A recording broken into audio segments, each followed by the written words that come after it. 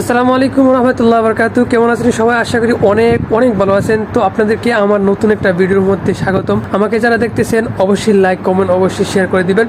তো বিষয় হচ্ছে যে ওমানের শ্রম মন্ত্রণালয় থেকে যখন নাকি আউটপাস দেওয়া হয়েছে তখন থেকে মানুষ আমাদের বাংলাদেশিদের মধ্যে শুধু দ্বিধার সৃষ্টি হচ্ছে।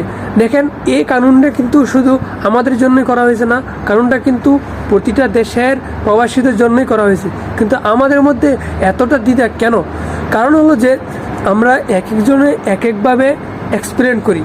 আমরা কেউ তলিয়ে দেখতে চাই না, কারো কাছ থেকে শুনলেই সেটা নিয়ে আমরা লাফাতে থাকি। আমরা তলিয়ে দেখতে চাই না আসলে কি বলা হয়েছে। মূলত বিষয় হচ্ছে যে আসলে কি জরিমানা মওকুফ করা হয়েছে নাকি না। বিগত 7 বছরের মধ্যে যারা আইডি কার্ড পরিবর্তন করতে পারে নাই, যারা ভিসা নতুন করে লাগাতে পারে নাই, তাদের ভিসার উপরে কি পরিমাণ ফাইন আছে, কি পরিমাণ জরিমানা আছে, ওই জরিমানাগুলো নতুন করে আবার দিতে হবে কিনা, ওই জরিমানাগুলো নতুন করে যদি আমি ভিসা লাগাই তাহলে দিতে হবে কিনা, যারা এতদিন অবৈধ ছিল।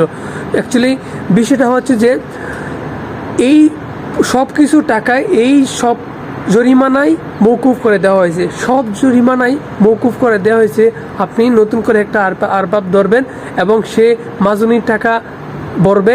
মানে এটা একদম নতুনের মতো। যেভাবে একটা নতুন মানুষ বা একজন নতুন আরবাব যেভাবে একজনকে ভিসা লাগাতে, ঠিক এমনিভাবে কোনো রকমের জরিমানা লাগবে না, কোনো কিছু লাগবে না। তো আপনারা যে একে অপরের সাথে কথাবার্তা বলে বা অনেকে কথাবার্তা শুনে আপনারা দ্বিধার মধ্যে না পড়ে শুধু এতটুকু মাত্রার মধ্যে রাখবেন যে জরিমানা আপনাকে দিতে হবে না, জরিমানা আপনাকে দিতে হবে না, এই জন্য নিশ্চিত থাকবেন।